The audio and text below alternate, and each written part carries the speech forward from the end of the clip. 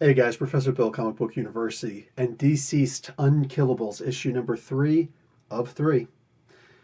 All right, I think that we all expected this one was going to be about as good as it was. I just didn't realize there were going to be so many crying moments. Look, I'm not going to be spoiling anything here, but I'm going to go over a couple of things, and you're going to understand what I'm talking about by them. So careful, there might be look. This is a review. All right, I'm not going to sit here and tell you what happened in the comic book. That's not who I am. But yeah, we're going to be talking about some stuff. So I hope you read the comic book already. All right, let's get started. So this issue is called Friends and Family. It was written by Tom Taylor, penciled by Carl Mostert, excuse me. Sounds like mustard, I think. I don't know. I love mustard, so Carl's cool with me. Inked by Trevor Scott, Neil Edwards, and Mozart, and colored by Rex Locus. Lettered by Saida Timofante, covered by Howard Porter and Tomio Morey. There's a variant cover in here by Francisco Matina and Taisha MS. I don't know what all that is, but anyway, this was a gorgeous freaking comic book, man. Just wow. So there's there's just like constant, non-stop, unending violence and combat in this. So there's no room for a story, of course, right? Wrong. This is like my biggest Donald Trump wrong ever. All right, there is so much in here. There are going to be some moments where you're going to look at this and say, wait a second, if this person was here the whole time, why didn't they help? Because more people could have survived if that person did help, at least earlier. You are 100% correct. Yet, the reason why this individual did not help is because this individual is just a kid. All right? Yeah, maybe 18 years old or whatever, but the idea is this person is just a kid. And that's pretty much what happens. I mean, like, that's how it is with kids. You know, you're thinking and you see something else happen. You're thinking, what if? And it's all valid. Everybody's argument, everybody's equation is all valid in this one. Yes, if this individual would have helped, more people guaranteed would have survived. But that's how kids think. And it wasn't meant to be, well, I'm just going to let some people die. I mean, you could see what happened here. It was basically just a mistake, did the best they could, and we're going to just have to try and move on from here. Adults made decisions. The decisions that were made were freaking beautiful. Dude, again, I'm not here to start giving any names, but I am going to give one name in particular. Because some of them, I mean, like, you could tell, like, with the Deathstroke thing, duh. But the Lady Shiva thing, that's the one name. That's the one that surprised me without surprising me. Damn, dude, that was so emotional. Like, it was literally like anybody who does this is stupid. What are you about to do? Something stupid. Oh, man. All right. The way that the end of that particular confrontation happened, about as silly gets. And if this would have happened in a Marvel comic, I would have said this is about the dumbest thing I've ever read. But it's a DC comic. And remember, we dial things up to 11. We are talking about a martial arts supreme master. So yeah, I get it. I'm going to let that one slide.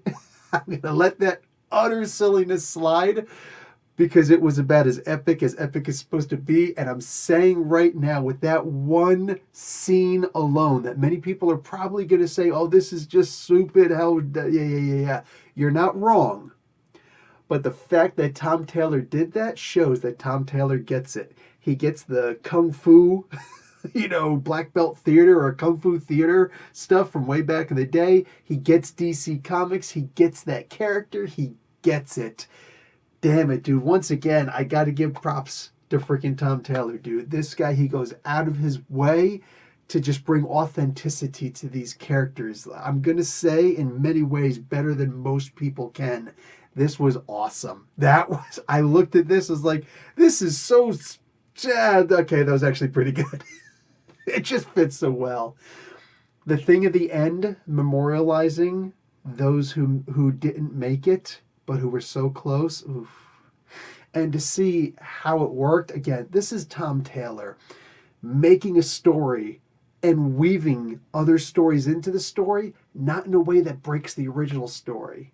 But just it's like, nope, I've got an idea for all this stuff. If Tom Taylor says I'm announcing 5 or 10 more of these DCeased world tie-in things, I'm willing to bet he's already thought, at least I hope so, I'm willing to bet he's already thought of how they're all going to be woven in by the time that he'd actually started writing the original 6-issue DCeased story.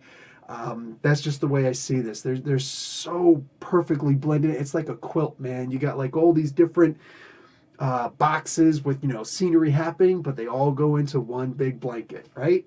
I know somebody who quilts. It is what it is. All right, anyway, guys, this was a fantastic comic book.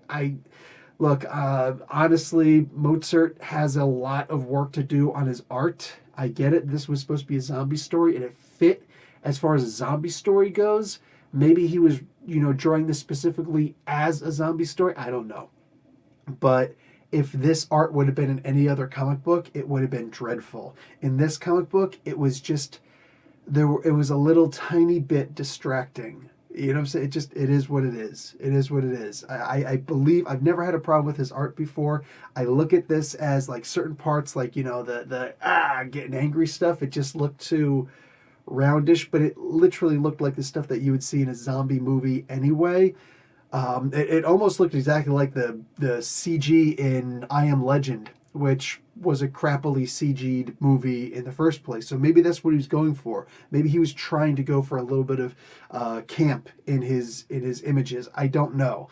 But it was really a little bit off-putting. It would be like, I'm reading the story, I'm looking at the story, I'm following the story, and I'd stop and be like, I don't like the way that mouth is shaped at all. Dude, that face has got to go. What the heck am I looking at here?